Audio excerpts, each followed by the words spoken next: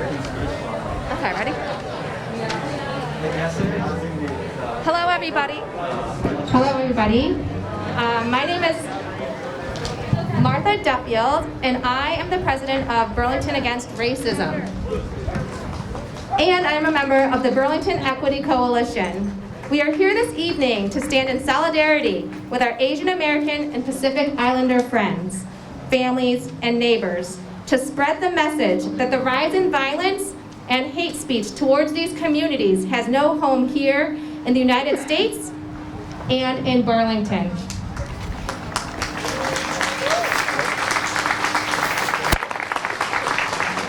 The mass shooting in Georgia has shocked our national conscience and led to numerous protests, rallies, and vigils around the country, with more than a dozen here in Massachusetts. I am proud that Burlington is home to one of them. I want to thank the Burlington interfaith community for partnering with the Burlington Equity Coalition to organize this event, and thank all of you for bringing your families and friends in support. Our first speakers are Reverend Trina Portillo of the Presbyterian Church and Rabbi Susan Abramson of the Temple Shalom Emeth in Burlington.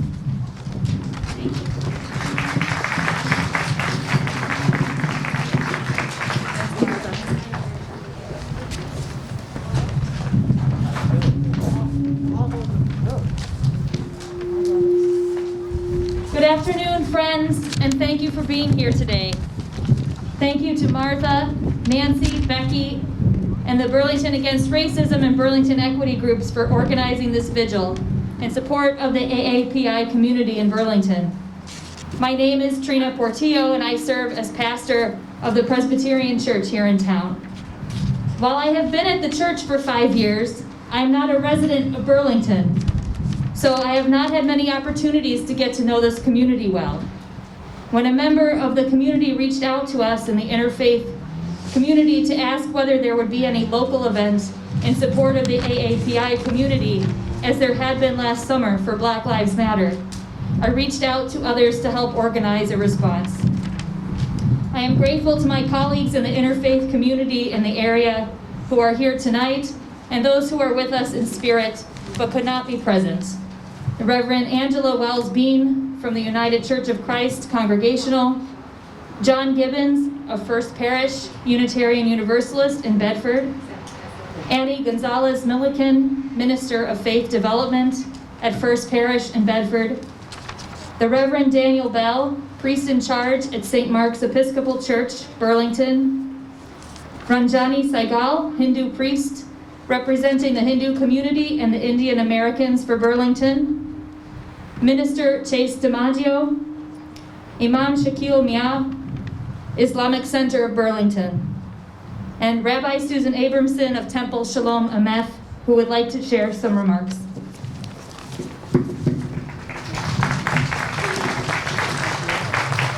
Thank you. Thank you, Trina. Unlike Trina, this is my 37th year here, and I've gotten to know a lot of people in the community, and it's wonderful to be able to stand before you today, and very unfortunate that we need to gather for this reason. We in the Jewish community are outraged and appalled at the senseless acts of hate which have been perpetrated upon the AAPI community. It is shocking, unacceptable, and cannot be tolerated. We in the Jewish community understand what it means to be oppressed. We are right now in the middle of our Passover holiday, when each of us is commanded to re-experience the degradation of oppression and move toward the dignity of freedom. Over the past few weeks, our eyes, our ears, and our hearts have been open to the traumas, the assaults, and the insults which many of you have experienced. We commit ourselves to stand with you, to be your friends, to be your allies, and do whatever we can to help stop the senseless, ridiculous hatred so that we can all live with dignity in our community and our country. Shalom, may you all live in peace. Amen.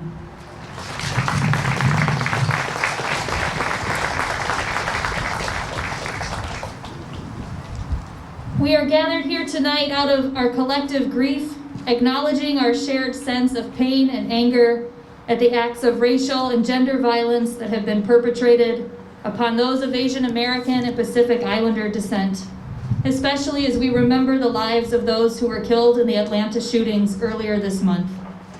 We are here because we believe that where one member of our community is threatened, we all must stand together.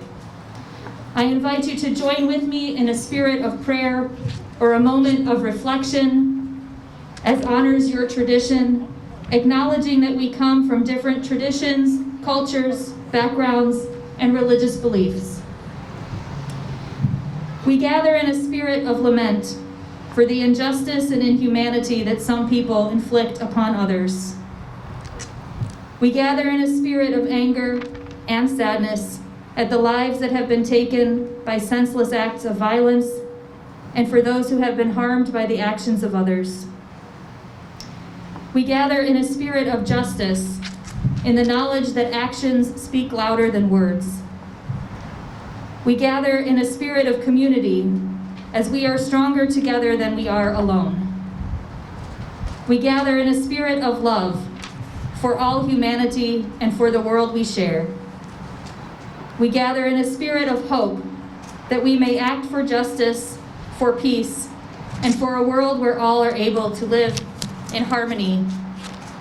May we find healing, comfort, and power in being together in this space and in our collective efforts as we move forward. Amen.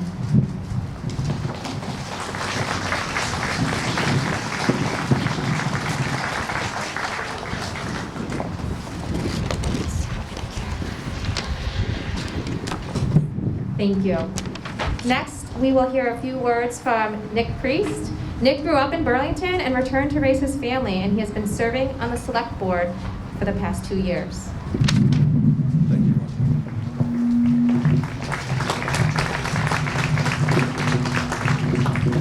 Thank you, everybody, for coming out tonight. Obviously, I speak on behalf of myself, but it's great to see everyone out tonight, as well as a lot of your elected officials. Some other board of selectmen members are here as well. So if you get a chance to talk to them, please do. But I just prepared a couple words this evening. Hate of any kind is unacceptable. It is not welcome here in our community. We all have biases. The challenge becomes our own willingness to acknowledge and address them. Take away race, culture, religion, gender, class, all of it. What are we left with? Well, take a look to the person 6 feet to your left and 6 feet to your right. Oop, someone's phone just went down.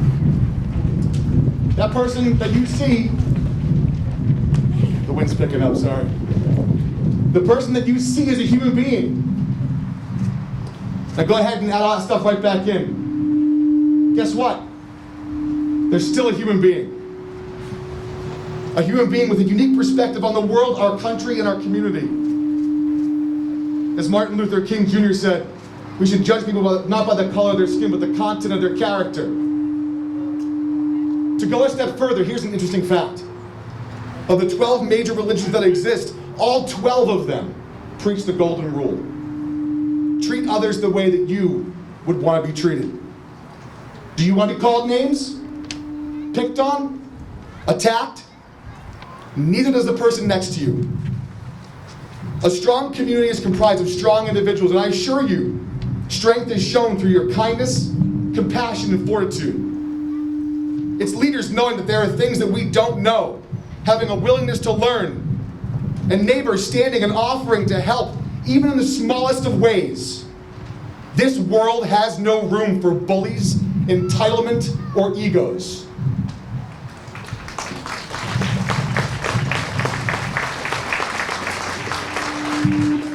As it relates to our local government, there are a lot of boards and committees, including town meeting, and there is nothing stopping anyone in this town from running, so long as you're 18. If you have a perspective that you believe will further elevate our community, get out and share it. I've said it before and I'll say it again. We won't agree on everything. It's not possible. But agreeing on everything isn't the point. The point is we should be working together toward common goals. Mother Teresa is quoted as saying, "I can do things you cannot. You can do things I cannot. Together we can do great things." With that, I say to everyone in our community, let's make sure we're listening to each other, supporting each other, and walking together to do great things. Thank you.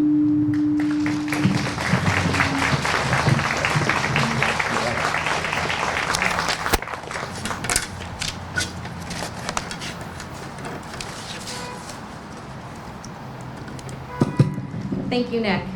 Now, I'm going to share a little bit about myself and my journey to advocacy. As a Korean adoptee by Caucasian parents, I have spent the majority of my life silent at the microaggressions and injustices towards me and towards others who look like me. Many times, I was the only Korean, Asian, or other in the room. During the rare times I felt brave enough to speak up, I was told I was being too sensitive. That was just a joke. Lighten up. Which was all code for don't rock the boat and make anyone else feel uncomfortable. I was so afraid to speak that I feared I couldn't protect my own children. How could I? Since I couldn't even stand up for myself. Last year, the murder of George Floyd compelled me to push through my fear and use my own privilege to speak out against white supremacy and violence toward the Black community. My family attended its first protest right here on the Common. I joined Burlington Against Racism, and I have become active in our local community. Today, I am saddened to be here speaking for myself, my children, and the people who look like us. The mass shooting in Atlanta is part of a disturbing national rise in anti-AAPI hate crimes, which has intensified during this COVID-19 pandemic. Just this past Monday in New York City, a 65-year-old Asian woman was kicked to the ground and stomped on repeatedly by a man who then casually walked away. In another incident, an Asian man was repeatedly punched in the face and left unconscious during an attack on the subway. For each attack, multiple people stood by, watched, and did nothing. Not during the attack and not after. Incidents like these reinforce the feelings of invisibility our community faces. How can we speak up when it's clear that no one cares? We need you to do better. We need you to be braver. We need fewer bystanders and more intervention. We need you to hear us and to stand by us. It's easy to say these acts of violence were in Georgia and New York City and won't happen here. My Asian friends in Burlington are scared. We don't go grocery shopping anymore. We are investing in self-protection courses and self-protection equipment. We are keeping our kids out of in-person school. We do not feel safe walking down the street. Today you will hear many personal stories from a brave group of speakers. After the speakers finish, I will share some ways that you can help. I now welcome Chime Ran to share her thoughts.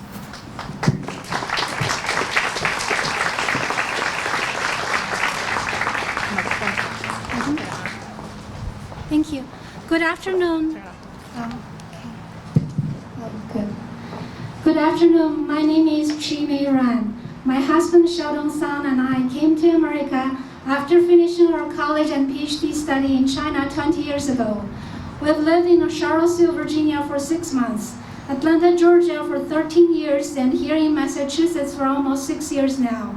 I did not learn English before coming to this country. So first of all, I would like to thank all my English as a second language teachers who taught me how to read and write in English from the scratch in Charlottesville and Atlanta. Without their help, it's impossible for me to stand here in public and to share my thoughts and feelings with you all. We bought a house and moved to Burlington 3.5 years ago. We are a family of 4 with a 9-year-old son and an 80-year-old grandmother. Last June, we were right here to support Black Lives Matter twice. Never expected to be back this soon to rally against racism. At the beginning of last year, my 8-year-old son came home one day telling me that one of his classmates chanted, "Stephen has the virus" on their school bus. I tried to make it easy for him by saying, "That kid might be just joking with you. Take it easy. You know you don't have the virus." Now, it was not easy for me to comfort him like that. The next day, Stephen came home with his head down and sad face, telling me the same thing happened again. I asked him if he wants me to talk to the school. He said, "No, Mom, I can handle this myself. If it happens again, I will tell my teacher to stop him." Yes, it happened the third time. Stephen went to report to his teacher. That kid apologized to Stephen. They had a big hug at the end. Soon after, kids started remote learning from home. We started hearing Chinese virus, China virus, Kung flu from the media more and more, which made me think, luckily Stephen doesn't have to go to school these days. This naming of the virus put us, the Asian Americans and Pacific Islanders community, at risk. As a result, close to 3,800 hate and harassment incidents were reported since last March, and hate crimes targeting Asian Americans spiked by 150%. I have also been a geriatric case manager for over 4 years with more than 90 elders in my caseload. Most of them are Asian immigrants who don't understand English, just like my mother. They prefer to stay inside at home during the COVID-19 pandemic. I always encourage them to go out for a walk and to get some fresh air.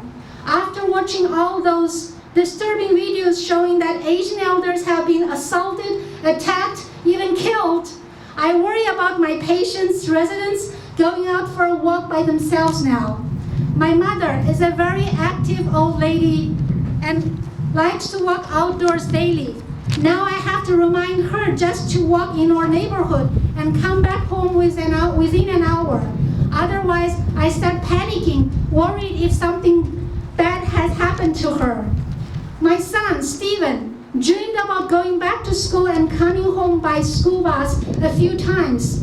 Last week, I told him that there's an option to go back to school in April. He decided to stay in his current remote class because he's afraid of other kids calling him Chinese virus. I'm here to ask you to help stop the hate and violence. I don't want to worry about my mother going out for a walk by herself or my son going back to school in the fall. What happened in Atlanta recently really made me think about my own safety, because I'm an Asian woman in my 40s, just like some of the victims who did nothing wrong besides being Asian women. Now it's not just verbal assault or physical attacks towards the AAPI community, but this murderous shooting has left grieving families and friends and spread pain and fear in the AAPI community. We need your support. I end my speech with a quote from the great Albert Einstein. "The world is a dangerous place, not because of those who do evil, but because of those who look on and do nothing." Thank you. Thank you, Gina. Our next speaker is Micah Spaho. He is a lifelong resident of Burlington and graduated from Burlington High School, class of 1991.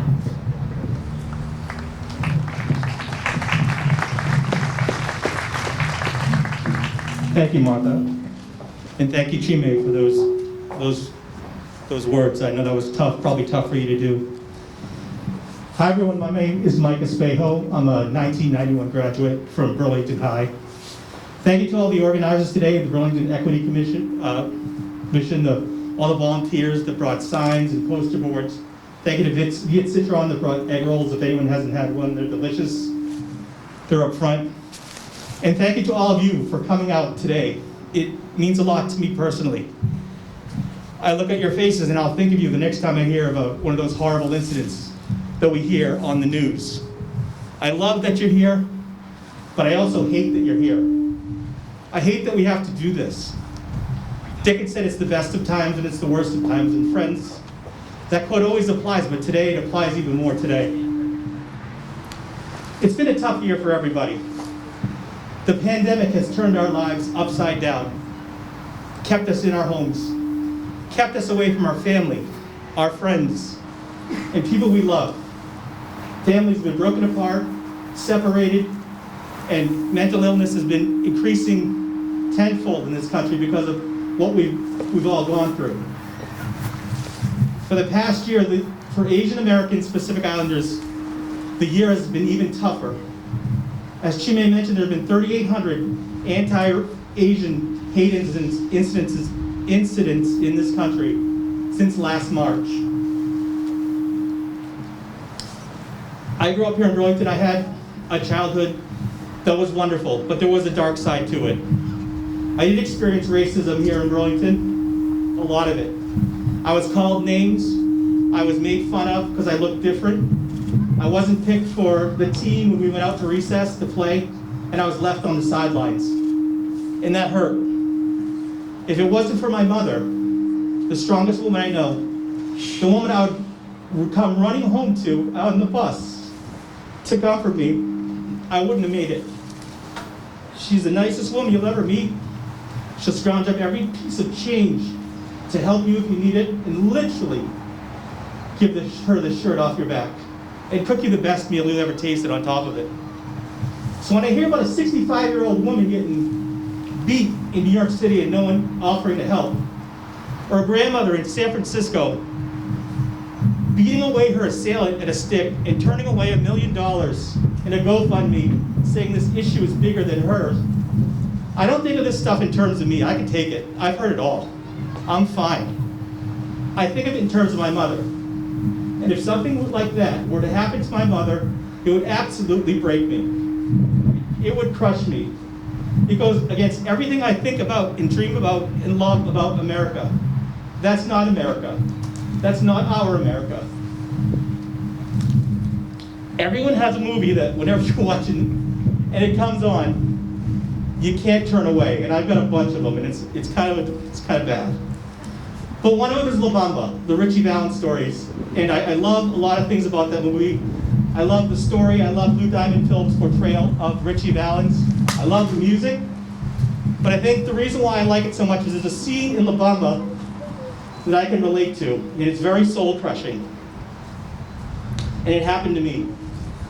I was a sophomore at Burlington High. I think I had my permit or just about driving age, and I liked this girl. Boy likes girl. Typical story, we've all been there. So we flirted, and we traded notes and left each other's notes in lockers and did what young boys and young girls do that like each other. And I mustered up the courage that I wanted to take her out on a date to the movies or to our wonderful mall or whatever. I just wanted to be with her. So I knew that I couldn't take her because I couldn't drive yet with my permit, and that I needed parental permission, probably needed that anyway. So I got on my bike, and I rode to the florist, and I bought some flowers. And then I rode my bike, balancing those flowers to her house, knocked on her door, and just like the scene in La Bamba, her mother answered the door, and I asked if I could speak to her, and I asked if I could take her out on a date. And she said no that day, and I was kind of crushed. So I rode my bike home. And subsequently I found out that I wasn't allowed to take that girl out that day because of the way I looked, and I wasn't a white kid. And that her father did not want her to date someone that looked like me. That happened here in Burlington, and it pained me and haunted me for a long, long time. I don't think until I was married that I got over it. Hate is real. Racism is real. It's very powerful. It has soul-crushing effects. It can make you not believe in the things you love, the town you believe in, the country you love. It can change your outlook on everything. It can make you lose your faith in humanity, which should never happen to anybody. Our diversity, our differences, that's our strength. That's what makes America great. The image of a melting pot, I can't think of a better image. All races, creeds, colors, nationalities, personalities, outlooks, all coming together to make one perfect union, one perfect nation. That is what the F America is about. That's what America should be about. I look at Burlington today, it's a lot more diverse than when I grew up in this town, and it's awesome to see. There was a woman named Linda at the very beginning of the pandemic who made 2,000 masks for free for this town, and she did it out of the goodness of her heart. And I found out that's not even the best thing I like about Linda. Linda makes the world's greatest baklava. It is life-changing. And it's the reason why I am struggling with my diet, because of Linda's baklava. She said I became her best customer within record time, and that's something I'm not proud of. But I'll admit it to you today. Look at IAB here in town, Indian Americans for Burlington. What a wonderful organization. I remember the first time I went to an AIB event, I went to Ram, my friend Ram, and I said, this is awesome. I love that you guys do this. I love that you celebrate your differences, your ethnicity. And maybe someday we could have a group like that for Asians American Burlington. And we laughed about it. But I think today it's slowly becoming a reality. Another great thing. The people that brought the egg rolls down there below, me and Citron. Tran was an engineer, hated it, and decided she wanted to open her own restaurant. She opened a restaurant exactly 1 year ago, in the midst and depth of a pandemic. And that restaurant is thriving. Her restaurant has been recognized by foodies all over Boston. She's been mentioned on Eater because of the great stuff she's doing. That's right here in Burlington. Those three examples are of what makes Burlington great. And life is short, man. You never know what's going to happen. You never know what day is going to be your last. You have to live life to your fullest, and we all have one world. We're all in this together. So please, I beg you and implore you, support each other. Listen to each other. Speak up for each other. Step out of your comfort zones for each other. People are worth it, and all we have is each other. So be kind to each other, and thank you for coming. Thanks, Mike. Our next speaker is Matt Tentercool. He grew up in Burlington and has been very active at Burlington High School in community service projects, student council, and the Asian Student Club. He is off to Harvard in the fall.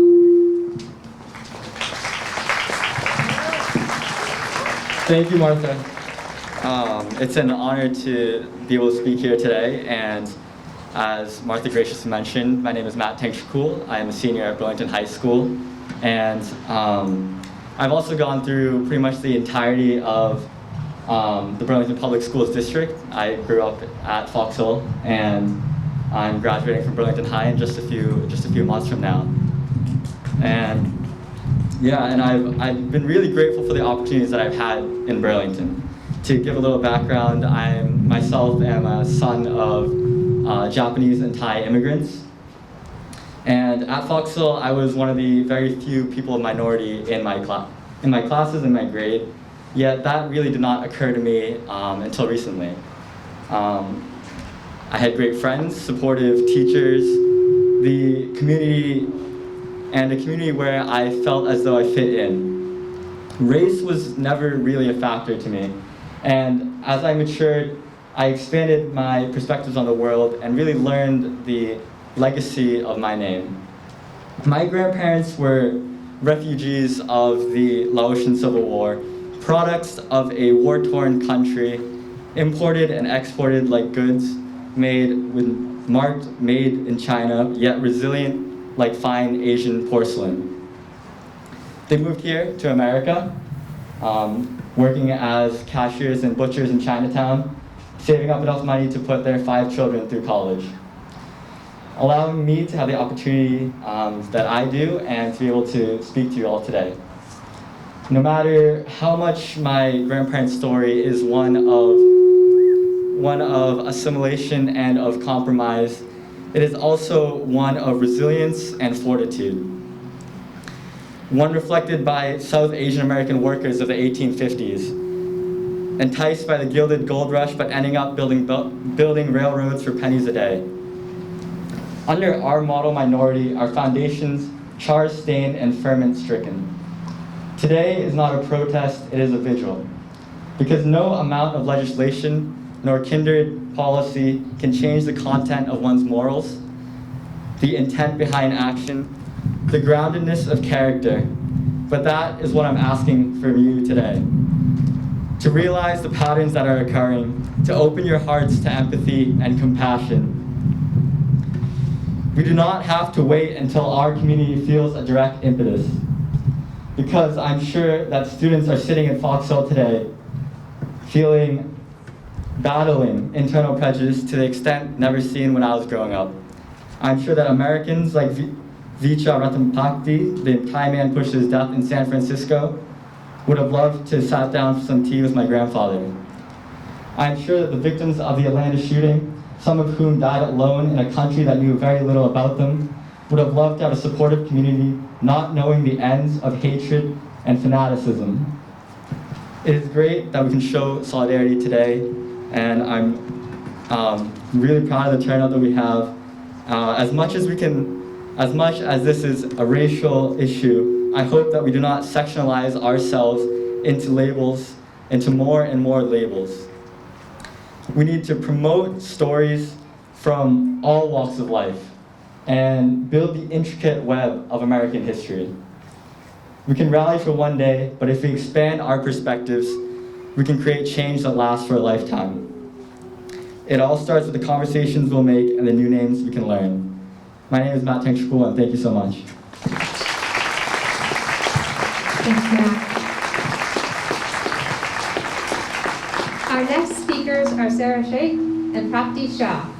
Sarah Sheikh is co-president of Multicultural and Humans BHS Club, bar youth leader, and an immigrant who moved to Burlington at 9 years old.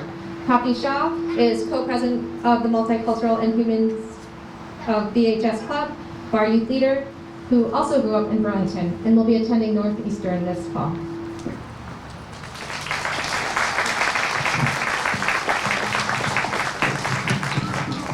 Hello everyone, my name is Sarah Sheikh. And my name is Prapti Shah. We're seniors at Burlington High School and I'm here to talk on behalf of the Multicultural and Humans of BHS Club and Burlington Against Racism Youth, a recently formed student organization. We thank each one of you who came here today to show your support. When I think about what has happened in the past few years, particularly in the past year, and repeatedly have to see news of thousands of hate crimes, I can't help but think, how many more incidents will it take for the society to realize that this is unacceptable? We can't normalize this. From March 19th, 2020 to February 28th, 2021, Stop AAPI Reporting Center reported that there were 3,795 hate incidents just against Asian Americans and Pacific Islanders. In fact, these were just the ones reported, but there were probably so many more that did not appear in the news at all. As avid advocates for equity and anti-racism, we have been working extremely hard to promote a school culture of belonging and inclusion, starting from our work with the BPS Equity Committee. However, we strongly believe that we have so much more to do in providing a safe space for all people, especially minority groups. While we don't see large-scale hate incidents in our town, racism still exists here. From microaggressions to vandalism, it happens in our town, and we are not an exception. As an immigrant who also identifies as Asian American, I feel enraged seeing the brutal violence and hatred against people who identify with my race. In today's society, I shouldn't have to feel lucky knowing my family and I haven't been victims of these hate incidents. I shouldn't have to feel lucky that someone around me has a bad day and does not decide to purposefully kill people of my race. Growing up here, surrounded by a majority white population, I continue to feel afraid of what the next hate incident could be and who it will target. I should not have to stop listening to Desi music when I step into the school, feeling afraid that someone might listen. I should not have to hesitantly open my lunchbox, constantly afraid that students around me will be bothered by the smell. I should not have to see my classmates making fun of the culture that raised me. I should not have to feel burdened to teach my religion, my culture, to my classmates because we were never represented. And I should not have to feel compelled to introduce myself as Sarah every time instead of Sarah. As I'm exposed to more incidents targeting specifically Asian women, I sit here merely thinking about the fact that these are normal, ordinary people. Some of us walk through the halls of our school, while others travel around in the city or just anywhere outside with just one fear, that this can happen to any one of us. Not only is it sad that I have to live in this fear as an Asian American myself, but because of both the past and current hateful incidents, the only thing that goes on in my mind is that my family is safe, my friends are safe, I am safe. And I'm fortunate that I've not been affected by anything small or big. But what about everyone else? Specifically the people who may identify as the same or perhaps different race than me. It is difficult to walk in someone else's shoes and see the world from their perspective. But in today's world, it has become even more crucial that we listen to the struggles of different minority groups. We have come to a point where our current incidents and constant inequities negatively impact people to such an extent where we actually need to feel lucky that nothing has happened to us. It's easy to turn a blind eye and pretend that the world is completely fine, but it's not. Hate-driven incidents should not be given a place in our society. And as part of the Multicultural and Humans of VHS Club, we try to promote an inclusive environment for all students, but we have to do more. As part of our youth, we promote ways to challenge the inequities we face in our town, but we have to do more. While on one side, we work to create a school community where people are accepted regardless of their identity and are acknowledged for their views and celebrated for their differences, the other side consists of us ensuring that inequities are resolved and change is put into action.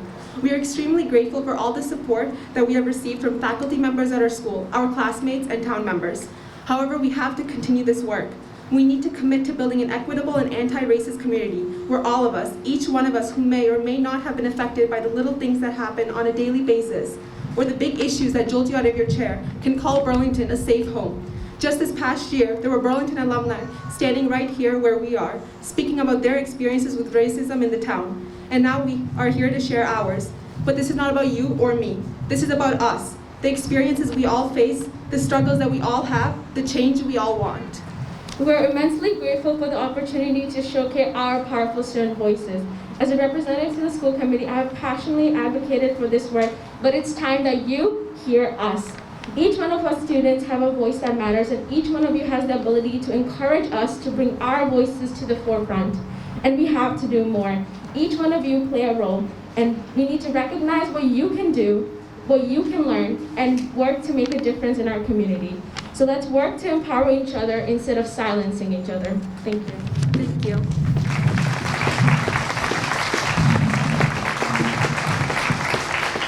Thank you, Sarah. Thank you. Our final speaker is Nancy Bonacera.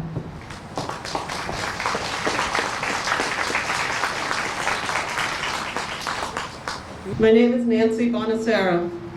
I am the Vice President of Burlington Against Racism and one of the leaders of the Burlington Equity Coalition.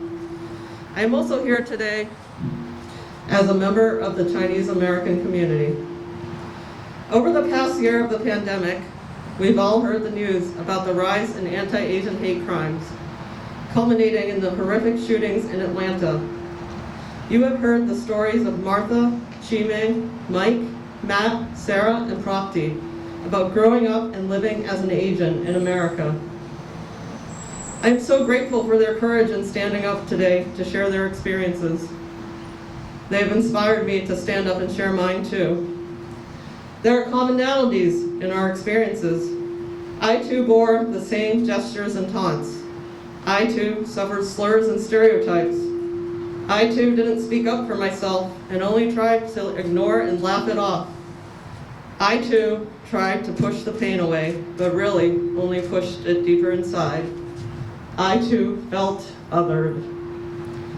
If I ask myself why I and others didn't speak up more, I think it goes back to the need to belong. A lot of those gestures and taunts were considered to be acceptable jokes by our peers, by the media, by celebrities, and even our leaders. We were told that those stereotypes were supposed to be compliments. After all, weren't we the model minority? Didn't we want to be seen as desirable and exotic? So perhaps we convinced ourselves it wasn't such a big deal. Fast forward a few decades from when I first heard those words and felt that pain. Kids in our schools today are still experiencing the same gestures and taunts. For Asians in America, the same stereotypes and slurs are used even more frequently. And now we are also called a virus. More and more often that racism escalates beyond words into violence, and in Atlanta to murder. But there's a difference now. Now we are all speaking up, and we are finding we have friends and allies everywhere. It warms my heart to see every one of you here today, gathered in solidarity with the Asian American and Pacific Islander community. Even though the pandemic has kept us physically separate, because I have decided to speak up and become an advocate for change, I've gotten to know more of you in the Burlington community this year than in the past decade as a resident. And that has been the most hopeful and encouraging part of my journey, finding new friends and allies and finding them here in Burlington. I think back to the little Chinese girl that was bullied all those years ago, and I wish I could show her how many people are here today, that one day she would be both seen and heard. She would have been amazed. She would have felt loved and felt that she belonged. Thank you for all your support.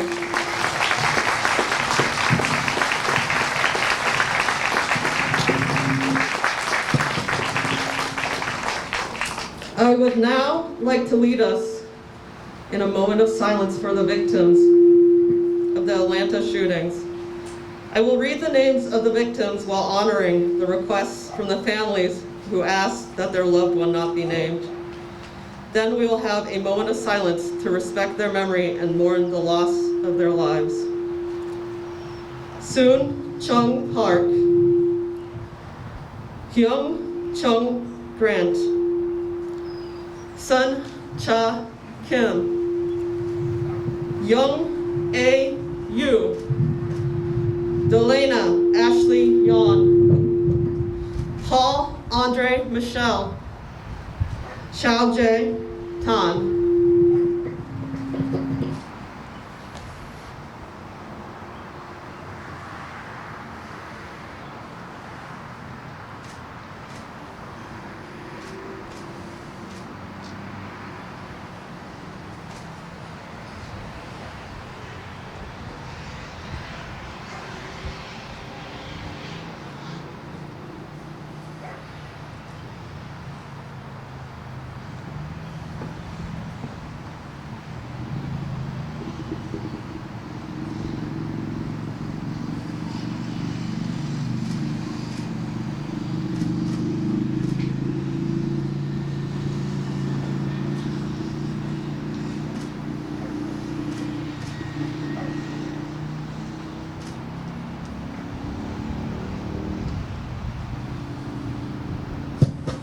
Thank you. Thank you.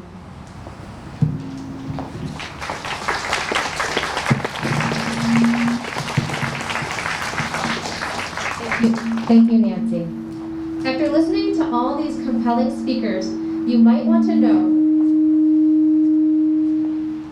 how to get that to stop doing that. You might want to know what you can do. Some of the immediate actions you can do include being informed about what is happening and why. Educate your friends and family. Contribute to Stop AAPI Hate and other organizations dedicated to the cause. Patronize Asian-owned businesses. There are many in Burlington. Don't be a bystander, intervene. If you hear something or see something racist or hurtful, offer your support to the victim and speak up against it. If you're one of those awesome kids who have stood here this whole time listening to all these amazing speakers and want to support your Asian friends in your community, you might feel like there's not much you can do. But even though you're young, you can grow up. Well, you will grow up to be adults and leaders in our community. You can start now by standing up and speaking out when you see one of your friends getting picked on at school based on how they look or how they speak or what's in their lunch. Practice with your family members so that you're ready and you can feel strong when the time comes. Parents, teach your children how to stand up when they see another child being targeted with a racist attack. Teach them to tell a trusted adult immediately. You can support anti-racist curriculum and ethnic studies in our school district and educational institutions. You can talk to your neighbors and learn how to say their names properly. And you can demand accountability from local government officials for reaching out and protecting our most vulnerable. If you're interested in more information, there's information at the tables on the front tables that you can use your phone to scan in, and there's voter information if you want to learn more than that. I would like to take a moment to extend a very special thank you to my friend Becky.